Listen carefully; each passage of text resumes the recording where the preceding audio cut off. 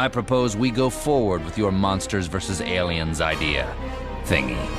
Hi guys, welcome back, or welcome to DreamWorks Switch to Life, and today we're going to be celebrating the 15th anniversary of one of DreamWorks' earlier films, that of course being Monsters vs. Aliens.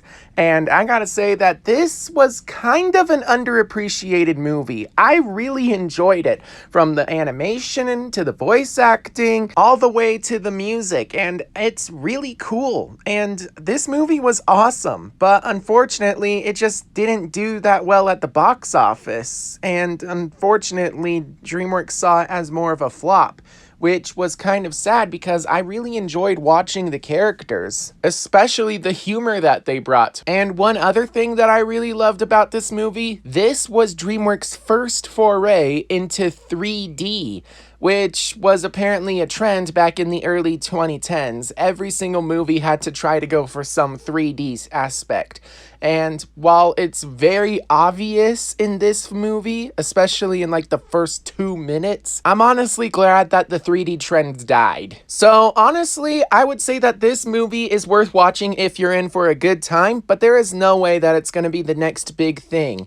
It was going to get a sequel, but unfortunately it underperformed so badly that DreamWorks decided to cancel the sequel. But with that in mind, it's time to dive into the spoilers. So the movie starts when a planet blows up, and a piece of that planet ends up landing on the planet Earth, and specifically in Modesto, California, where a young girl named Susan is about to get married to her boyfriend Derek. Unfortunately, Susan is hit with the meteorite, and another unfortunate thing is that the meteorite happens to have some unstable chemical in it called quantonium, which ends up giving Susan monster powers. Essentially, she grows into a 50-foot tall giant. And that's when the government shows up and tries to capture her and take her to Area 50-something. Oh, and just so you know, it's not Area 51, it's literally Area 50-something so that it stays off the radar. Anyway, Susan wakes up in this strange new place where she's surrounded by miniature monsters because, you know, she's a 50-foot tall giant, so they're actually normal size.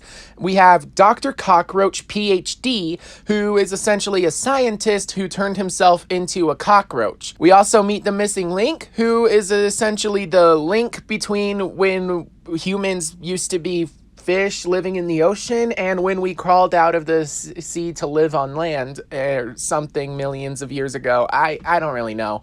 And then we have Bob, who is essentially a gelatinous monster who was created by a tomato. As you can see, he has no brain. Turns out you don't need one. Totally overrated. And then there's also Insectosaurus, who is essentially a, I don't know, maybe like 500-foot tall insect that pretty much just got big due to radiation poisoning. Oh, and then we also learn about the Invisible Man.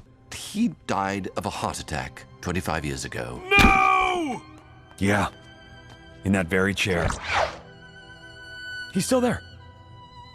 And then, of course, we have their warden, General W.R. Munger, who is essentially a military man through and through. I really loved watching this guy. He has a really well-written character.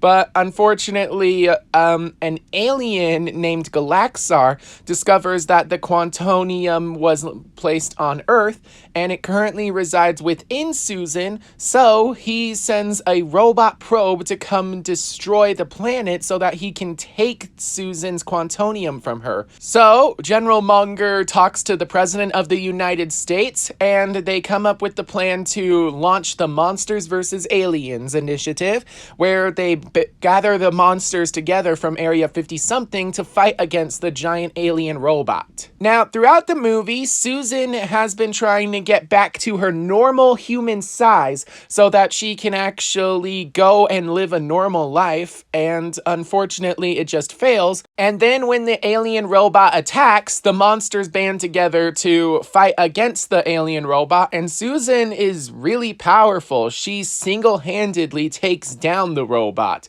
while the other monsters are, knocked unconscious or too busy or just not really doing anything. And then Susan realizes that maybe being a giant woman isn't that big of a deal. But unfortunately, since the probe failed, Galaxar comes to planet Earth to get the Quantonium for himself.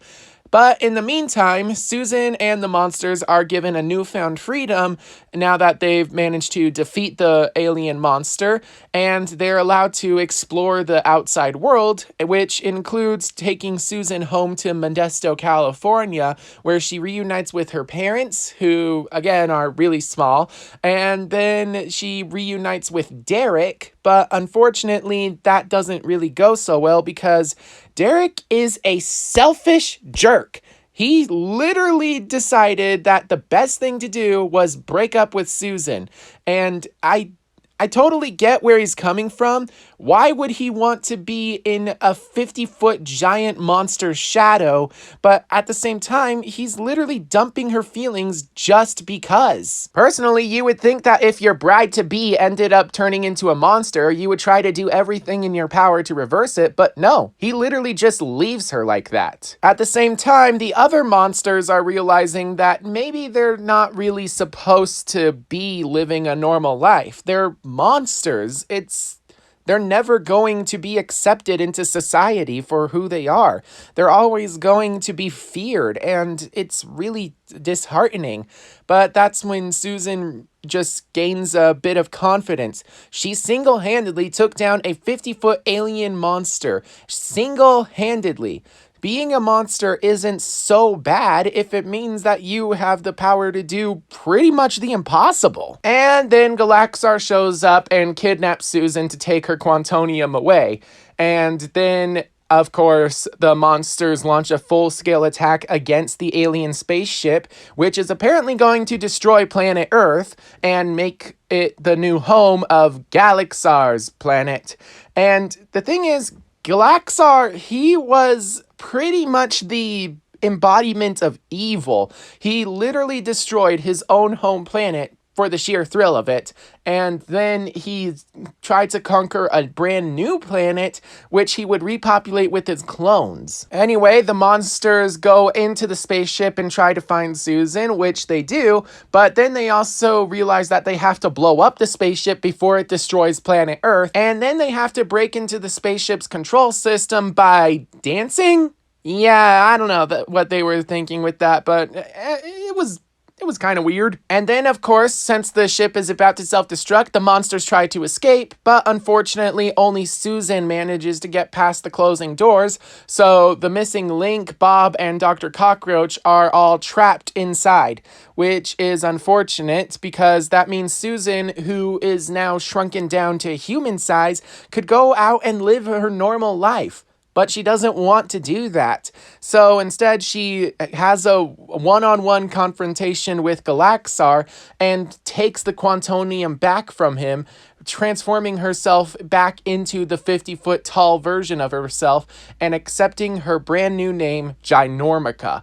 Ginormica then manages to rescue Bob, the missing Link, and Dr. Cockroach, and they manage to get off the spaceship, although they would have fallen to their death if it weren't for the fact that Insectosaurus, who turned into Mothosaurus, I think, ended up rescuing them alongside General Monger. And thus the movie ends with the monsters finally being celebrated as heroes. And of course, while they do continue to stand out, because they're monsters, they're actually celebrated because they're heroes who saved the entire world. And then Derek shows up trying to get an interview with the monsters, trying to get back together with Susan, but unfortunately, Susan has realized that Derek is a selfish jerk and decides to literally dump him by throwing him up into the air. And then, of course, the movie ends with General Monger saying that there's another monster that they might need to fight and capture, and then the team monster goes to France to fight this new monster, Escargantua, but that's when the movie ends. Oh, and then there's also an end credit scene where the president accidentally launches all the nukes. And yeah, that's pretty much the entire movie. I really enjoyed it, especially the humor and the voice acting. The voice acting was phenomenal. I really loved that. But yeah, I really don't think that this movie was meant to be the next big thing.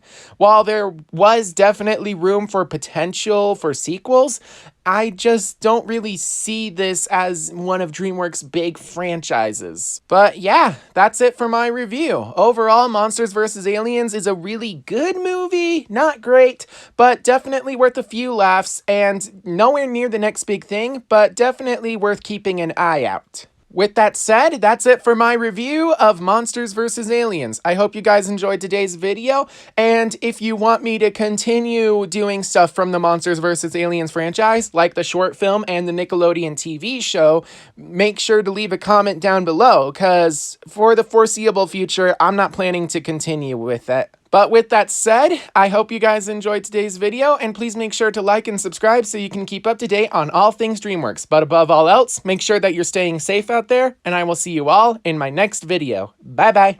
No, not all of you. You there. How do I do this? 3 back. No. That guy next to you. The one I'm pointing at. You, the one. You, clone. Yes. Good.